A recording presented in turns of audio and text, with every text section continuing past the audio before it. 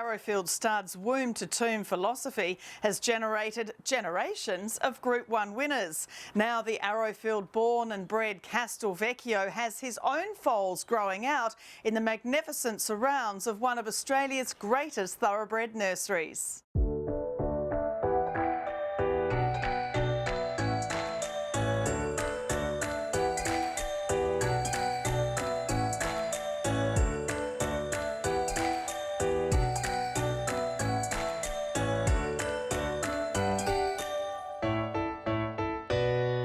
There was so much passion that surrounded Castelvecchio in his racing career. Ottavio and Wendy Galetta, obviously such a big part of his story, that there must be so much passion and excitement involved in the path towards seeing his first foals arriving. Absolutely, Caroline. The ride that Castelvecchio took Wendy and Ottavio on was very exciting through his racing career. So having him now on Arrowfield Stud, we want to keep that excitement going for them, and we're obviously heavily invested in the horse now as well. We've really got behind the horse, as we do all of our stallions standing at Arrowfield, and very excited about the new foals that are arriving and hitting the ground. Of course, Castelvecchio was bred and raised at Arrowfield. He carries the Arrowfield brand, and it is the whole of life thing John Massara and the team are so focused on. You know, even recently buying back fillies whose families you've developed, such as Arch Anna, Instant Attraction. Getting those elite families you bred back on the farm, it's really important, isn't it? It's a very good point, Caroline, you make. John and Paul Massara are conviction breeders with their stock, and they really believe in the horses that they're breeding. The fruition of this is obviously breeding a horse like Castelvecchio that will, at the end of his career, return to stud, and we can carry on that line breeding. And Castelvecchio charges away now in the Champagne.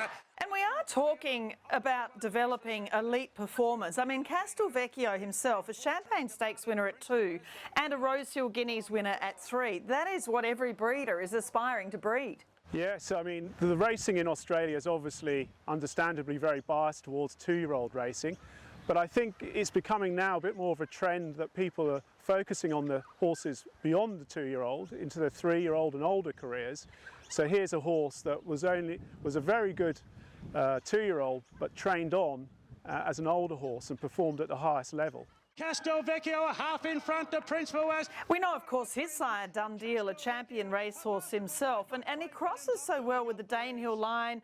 Recently, we've seen group winner Entente from the Redoutes line mare. Super Seth, of course, now a sire in his own right, a Caulfield Guineas winner from a Redoutes mare. Victoria Key, a Wakeful winner from a Danehill Dancer mare. So Castelvecchio, he's a similar outcross, isn't he, for all the Danehill line mares out there, particularly at Arrowfield?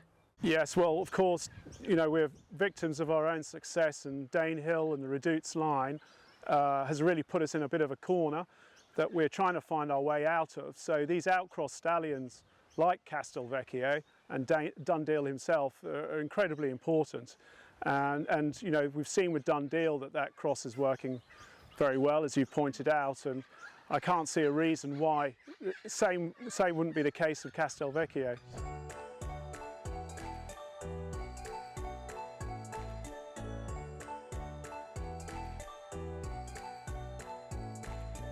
Well, from what I'm seeing, and you're obviously seeing it at first hand, the Castelvecchio foals are just outstanding types. Well, look, first of all, the Aspen Summit filly. This is from a Fastnet Rock mare, who's a full sister to the 1000 Guineas winner Irish Lights and the dam of a Silver Shadow winner Ome's Sword. You know, what a cracking filly to start with. Well, we've just spoken about the importance of a depth of pedigree, and this filly certainly has that. So she's a very exciting prospect, not only as a racehorse, but obviously beyond that.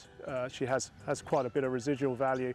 Lovely foal, and as we look at the other foals as we go through them, your viewers will start noticing a bit of a pattern emerging, and she's quite typical of the Castelvecchio. She's lovely, strongly topped filly, loose moving, and you know, very easy on the eye. And the next filly, this is from a mare called Double Ranger, an Exceed and Excel mare who's already produced Scarlet Rain to win the Sweet Embrace Stakes. This is a lovely chestnut foal with a really pretty dishy sort of face and quite a leggy foal, but not sort of overly long, and great muscle in those hindquarters and shoulder. As they say, Caroline, black cats have black kittens, and she looks like a mother. Mother's a lovely type, and she's a very attractive mare that throws very consistently good foals, and this is another one she's had here. by Castelvecchio, so that's something that we took into consideration when we are making the book of mares for him, and we thought she'd be a good mare for him, so it's turned out that way, and we've got this lovely filly.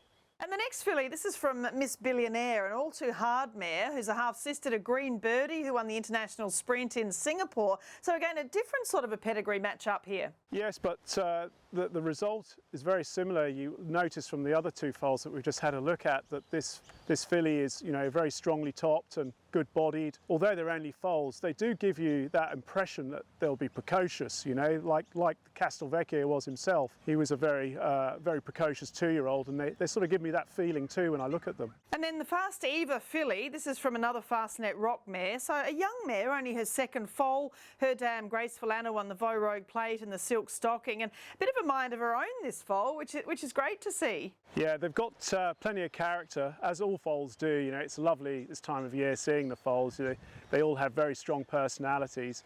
But we found the Castelvecchio foals to be quite straightforward, really. There's no issues with them, but she's certainly got plenty of energy. And the Minamaya filly, a McPhee mare, another young mare, but what a lovely international page of the BMW Ranvet Australian Cup winner Managar, the famous M family for the Aga Khan. Yes, it's one of these very important joint venture mares that we have on the farm with His Highness the Aga Khan, and you know, very important to us because obviously we've had a little bit of success with it with the Autumn Sun, and this is one of the typical Aga Khan families. Great depth there, and certainly will get you a racehorse. So this is a very important individual and a lovely type too.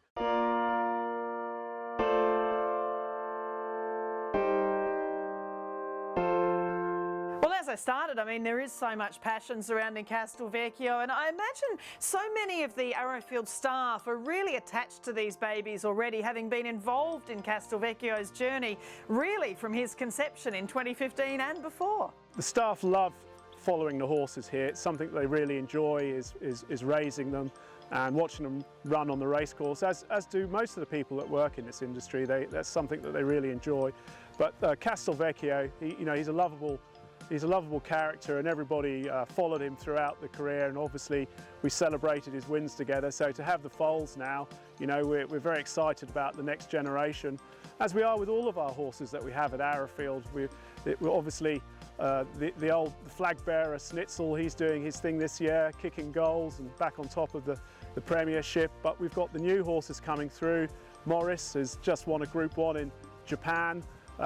First 3-year-old to do that since 2007, so it's an exciting time not only for Castelvecchio but for all of our horses, and it's a great time of year with everything that's going on the studs and on the race courses too, so plenty going on.